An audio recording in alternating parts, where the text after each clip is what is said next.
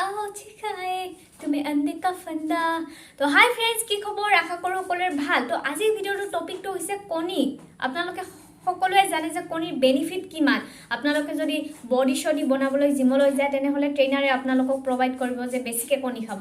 আপোনালোকৰ যদি hair fall হৈ আছে তেনেহলে ডক্টৰে সাজেষ্ট কৰিব যে আপোনালোকে মূৰত কণী লগাওক। হয় না নহয়? গতিকে আৰু নানা ধৰণৰ বিভিন্ন বেনিফিটটো আছে আমি গমে পাওঁ। কিন্তু আপোনালোকে জানে নে যে আপোনালোকে যেটো কণী খাই আছে হেইটো ৰিয়েল নহব পাৰে, হেইটো প্লাষ্টিকেৰে গঠিত হ'ব পাৰে।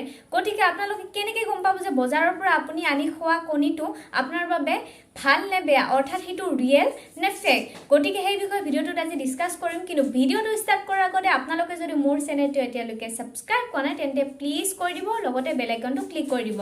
তো দেৰি নকৰাকৈ ফটাফট ভিডিওটো ষ্টাৰ্ট কৰো। তো 2016ত আমি সকলো এটা নিউজ পাইছিলো, এটা নিউজ স্প্ৰেড হৈছিল যে আমাৰ ইণ্ডিয়াত ফেক কণী ব্যৱসায় হৈ আছে, অৰ্থাৎ ফেক কণী সাপ্লাই হৈ আছে।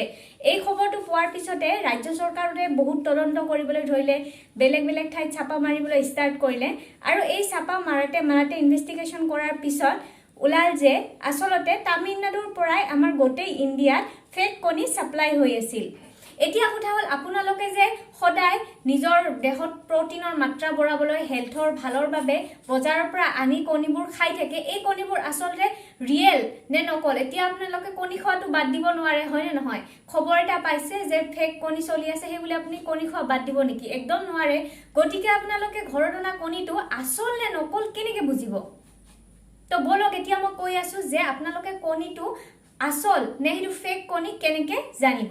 আপোনালোক বা মই সকলোৱে আমি কেতিয়াবা নহয় কেতিয়াবা কণীৰ মিক্সিং নিশ্চয় কৰি পাইছো অমলেট বনাবৰ বাবে। গতিকে আমি বহুত ভালকে জানো যে ৰিয়েল যেটো কণী হয় হেতু উলিয়াই লোৱাৰ পিছত আমি বহুত ভালকে মিক্সিং কৰিব লাগে। তাৰ পিছতে ইয়াৰ হোৱাইট পাৰ্টটো আৰু ইয়েলো পাৰ্টটো মিক্স হৈ যায়।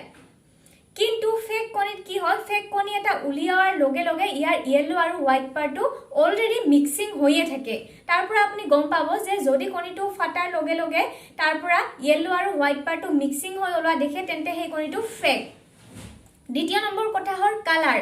আমি জানো যে আমি যদি ঘৰত কণী এটা বইল কৰো তেন্তে তাৰ কুহুমটো বইল হোৱাৰ পিছত কাটিলে কুহুমটো অলপমান গ্ৰীন বা গ্ৰে টাইপৰ এটা শেপ লয়, এটা কালাৰ ফৰ্ম হয়। কিন্তু ফেক কণীবোৰ যদি আমি বইল কৰি কিনে কাটো তাৰে মাজৰ ইয়েলো পাৰ্টখিনিৰ কালাৰটো ডাৰ্ক ইয়েলোহে হৈ যায়। তাৰ পৰা আপুনি গম পাব যে এই কণীটো ফেক। তাৰ পিছত হয় স্মেলৰ কথা। আমি সকলোৱে জানো যে কণী এটা উলিওৱাৰ লগে লগে একদম এটা বেলেগ মানে ষ্ট্ৰং স্মেল সব পিনে মানে যাবলৈ ধৰে। কিন্তু ফেক কণী কোনো ধৰণৰ স্মেল নাথাকে, কাৰণ সেইবিলাক অনলি কেমিকেলেৰেহে বনোৱা হয়।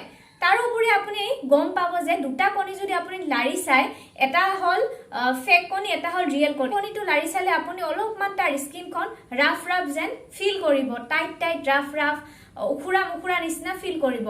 কিন্তু ফেক কণীৰ যেটো বাকলিটো, সেই বাকলিটো যদি আপুনি লাৰি চাই তাৰে শাইন আৰু সফটনেসটো খুব বেছি হয়। সেই কণীটো বহুত বেছি শাইন কৰিব, উজ্জ্বল হৈ উঠিব আৰু সেই কণীটোৰ স্কিনখন একদম সফট হয়, কোনো ধৰণৰ তাৰ অখৰা মখৰা প্ৰভাৱ নাথাকে। মেইন যেটো ডিফাৰেন্স হল হেইটো যে আপোনালোকে যদি ৰিয়েল কণীটোৰ বাকলিখন জ্বলাই চাবলৈ চেষ্টা কৰে হেইটো সাধাৰণতে নজ্বলিব। কিন্তু ফেক কণীৰ বাকলিটো যদি আপোনালোকে জ্বলাবলৈ যায় তেন্তে হি খুব ধুনীয়াকে জ্বলিব, কাৰণ ফেক কণীৰ বাকলিটো প্লাষ্টিক মেটেৰিয়েল নিচিনা হয়। গতিকে হিটো ভালকে জ্বলিবই। তো এইবোৰে ডিফাৰেন্স আছে যিবোৰ আপোনালোকে কৰি চালে গম পাব যে আপুনি যে কণীটো আনি আছে খাই আছে একচুয়ালি হেইটো আপোনাৰ শৰীৰৰ বাবে ভাল কৰি আছে নে বেয়া কৰি আছে। অবভিয়াসলি যদি ফেক কণী হয় আপোনাৰ শৰীৰৰ বাবে হাৰ্মফুলে হ'ব। তো ঠিক আছে, আজি ভিডিওটো চাই হয়তো আপোনালোকৰ কিছু পৰিমাণে হেল্প হ'ব বুলি আশা কৰো। আৰু ভিডিওটো চাই যদি ভাল পালে তেন্তে লাইক কৰক, শেয়াৰ কৰক, কমেন্ট কৰক। তো ঠিক আছে ফ্ৰেন্ডছ, নাও বাই বাই, টেক কেয়াৰ।